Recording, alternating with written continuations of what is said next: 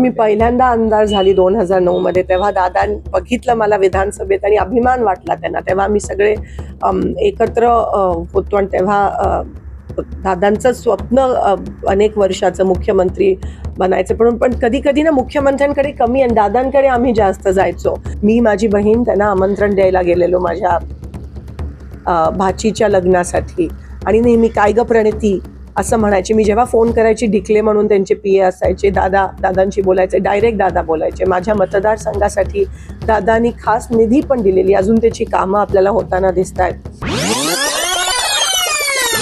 विश्वास बसत नाहीये की अजितदादा, महाराष्ट्राचे दादा हे आपल्यातून निघून गेले. जेव्हा सकाळी न्यूज आली की प्लेन क्रॅश झाला, तेव्हा मनात सगळ्यांनी प्रार्थना केली की त्या प्लेनमध्ये अजितदादा नसावे किंवा उपचारासाठी हॉस्पिटलमध्ये. पण मग काही क्षणानंतर न्यूज आली की दादा त्या क्रॅशमध्ये गेले आणि अंगावर असा शहारा येतो, कारण का एवढे जवळचे संबंध. मला एक लहान बहीण म्हणून नेहमी ते बघायचे, कौटुंबिक नातं होतं. 2 महिन्यापूर्वीच मी माझी बहीण त्यांना आमंत्रण द्यायला गेलेलो माझ्या भाचीच्या लग्नासाठी आणि नेहमी काय ग प्रणिती असं म्हणायचे. मी जेव्हा फोन करायची डिकले म्हणून त्यांचे PA असायचे, दादांशी बोलायचे, डायरेक्ट दादा बोलायचे. माझ्या मतदारसंघासाठी दादांनी खास निधी पण दिलेली, अजून त्याची कामं आपल्याला होताना दिसत आहेत. मी MLA होती, आमदार होती, तेव्हा पण दादा बोलून त्यांना अभिमान वाटला जेव्हा मी पहिल्यांदा निवडून आली आणि नेहमी मला गाईड करायचे की हे असं ते असं. दादांची काम करण्याची पद्धत तुम्हाला सगळ्यांना माहिती आहे, अशी काम करण्याची पद्धत कोणाचीच नाही आहे आजपर्यंत महाराष्ट्रात. डायरेक्ट अधिकाऱ्यांना फोन करणं, डायरेक्ट कार्यकर्त्यांची कामं करणं, कुठेही किती लांब उभा असला तरी बोलवायला हाक मारून बोलवायचे आणि प्रत्येक कार्यकर्त्याच्या मनात, हृदयात दादांनी एक जागा बनवली होती. आज कोणत्याही पक्षाचा असला तरी आज त्याच्या डोळ्यात अश्रू आलेत की दादा महाराष्ट्राचा अजितदादा नाही आहे. 2-3 महिन्यापासून दादा दिल खुलास बिनधास्त म्हणजे जगत होते. जिल्हा परिषद इलेक्शन्स आहेत, दादा एक वेळेसाठी खूप पर्टिक्युलर होते. जर 9ला मीटिंग असायची तर 9ला 10 मिनिटं असताना ते तिथे उपस्थित असायचे आणि सारखं एकदम हेक्टिक लाईफस्टाईल. ते ज्या विमानातून गेले, आज त्यांचा तो क्रॅश झाला, ते पण बारामतीमध्ये स्वतःच्या गावात क्रॅश होणं, ह्याच्यापेक्षा धक्कादायक काय न्यूज असू शकते. ते विमान, त्याच विमानातून ते सोलापूरला अनेकदा आले. ते त्यांचं नेहमीचं सॉलिड विमान होतं VSR.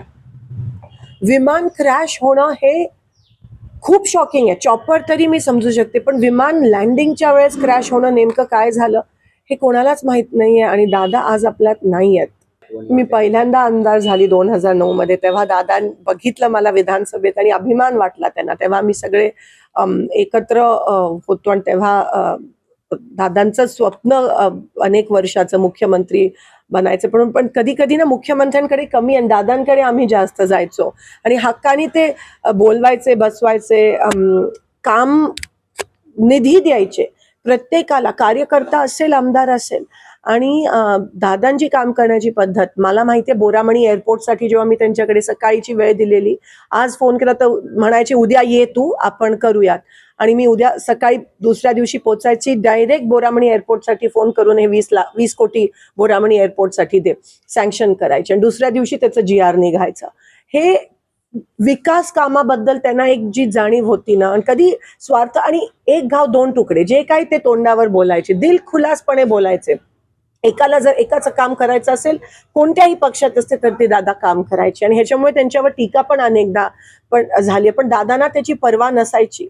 आज पण ते ज्या पद्धतीत आपल्या लोकांसाठी, त्यांच्या लोकांसाठी वन फिरायचे प्रचारासाठी, कोणी बोलवलं तर लगेच जायचे, फोन उचलायचे. हे तुम्हाला दिसणार नाही अनेक लोकांमध्ये महाराष्ट्रात. आणि म्हणून आज एक खूप मोठी पोकळी निर्माण झाली आहे, कारण का दादा गेले. विश्वास होत नाहीये.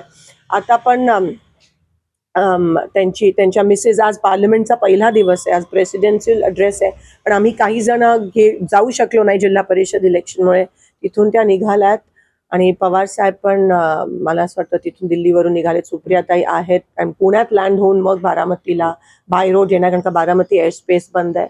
पण मला विश्वास होत नाही. आणि ते त्यांचं विमान, म्हणजे जे आपण म्हणतो की ट्विन इंजिन असायला पाहिजे, सॉलिड, ते त्या बाबतीत पर्टिक्युलर होते. आणि क्रॅश होणं बारामतीत, स्वतःच्या गावात खूप मोठा लॉस महाराष्ट्रासाठी.